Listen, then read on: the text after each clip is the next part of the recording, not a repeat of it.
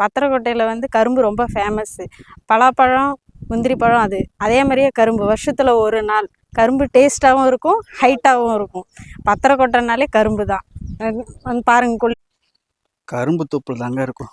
இது பார்த்தீங்களா, இவ்வளோ அழகான ஒரு கரும்பு தோட்டம். இது இன்னும் கொஞ்சம் நாளில் பார்த்தோன்னா அறுவடை முடிஞ்சிட போகுது. பார்த்தீங்களா, பொங்கலுக்கு தயாராக இருக்குங்க இந்த கரும்பு எல்லாமே. அப்படியே பிடுங்கி பிடுங்கி விற்றுருவாங்க. கருப்பு கரும்பு, பன்னீர் கரும்பு பொங்கலுக்கு எல்லாரும் விரும்பி வாங்கக்கூடிய ஒரு கரும்பு தாங்க. பொங்கல்னாலே பொங்கல், அதுக்கப்புறம் பார்த்தோன்னா கரும்பு தாங்க. அந்த கரும்பு எப்படி இருக்குது பார்த்தீங்களா. நம்ம இருக்கிற இடம் பார்த்தோன்னா பத்திரக்கோட்டைனாலே கரும்பும் ஃபேமஸ் தான்.